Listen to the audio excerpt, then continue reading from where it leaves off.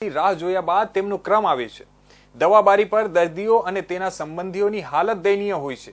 Doctor દ્વારા દવા લખી આપ્યા બાદ દર્દી કતારમાં ઊભો રહે છે અને જ્યારે તેનો વારો આવે છે ત્યારે ડોક્ટરે લખેલી દવામાંથી કેટલીક દવા નહીં હોવાથી તેની હાલત કફોડી બની છે। હાલમાં ડાયાબિટીસ માટેની ટેનાલીગ્લિયરટીન ટેબ્લેટ, તાણ આંચકી માટેની લેવિટીરામસિટામ, બ્લડ પ્રેશરને કારણે પગના સોજા ચડી ગયા હોય તેના માટેની સ્પાયરોનોલેક્ટોન, માનસિક બીમારી માટેની અધ્યાથાયોપિન, બાળકોને શ્વાસ અને કફની તકલીફ હોય ત્યારે તેને અપાતા સિરપ સાલ્બ્યુટામોલ અને વિટામિનની ખામી જે બાળકોને હોય તેને અપાતું વિટામિન D3નું સિરપ લાંબા સમયથી દવાબારી પરથી દર્દીને મળતું નથી। થોડા દિવસ પહેલા આરોગ્ય મંત્રી અને આરોગ્ય કમિશનરે સિવિલ હોસ્પિટલની મુલાકાત લીધી ત્યારે દરેક બાબત છુપાવી સબ સલામત હોવાના દાવા કરી ઉલટા ચશ્મા પહેરાવાયા હતા।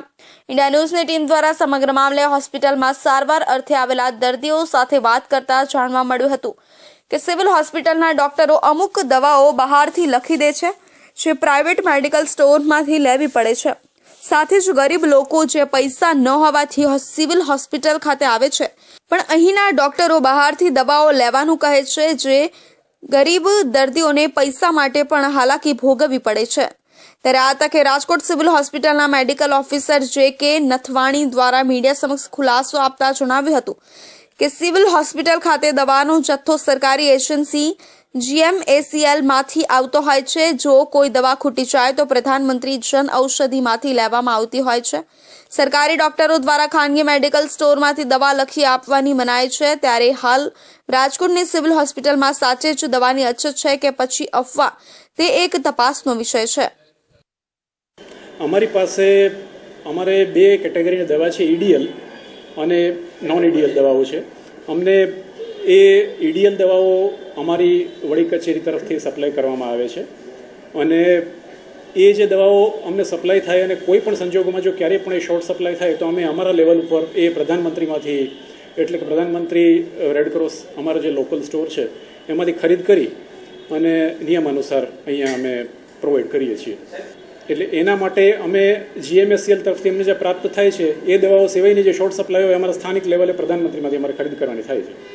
સિવિલના નવા બની રહેલા ગેટના ખાડામાં પડવાથી દર્દીના મૃત્યુની ઘટના બની ત્યારે ધારાસભ્ય ડોક્ટર દર્શિતાબેન શાહ હોસ્પિટલે દોડી ગયા હતા અને ઘટના અંગે જરૂરી સૂચનાઓ આપી હતી। ત્યારે તેમને દવાબારીએ મસમોટી લાઈન જોવા મળી હતી જેથી તેને કેવી રીતે ઘટાડી શકાય તે માટેની વ્યવસ્થા કરવા સૂચના આપી હતી।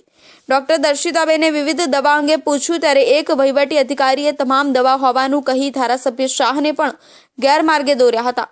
સિવિલ હોસ્પિટલની દવાબારીએ છાસવારે અલગ અલગ દવાની અછત ઊભી કરવામાં આવે છે। ડોક્ટર જ્યારે દર્દીને કોઈ દવા લખી આપે ત્યારે તે દવા સ્ટોકમાં ન હોય તો ફાર્માસિસ્ટ દ્વારા આ અંગે હોસ્પિટલના સત્તાધીશો સમક્ષ જે તે દવાની માંગ મૂકવામાં આવે છે પરંતુ કોઈને કોઈ બહાના ધરીને તે દવા મંગાવવામાં આવતી નથી। જ્યારે સુવિધા મેડિકલ સ્ટોરમાં અછતવાળી તમામ દવાઓ હાજર હોય છે જેથી દર્દીઓ લૂંટાય છે। દર્દીઓને ખાનગી મેડિકલ સ્ટોરમાંથી દવા લેવા માટે મજબૂર કરાય છે।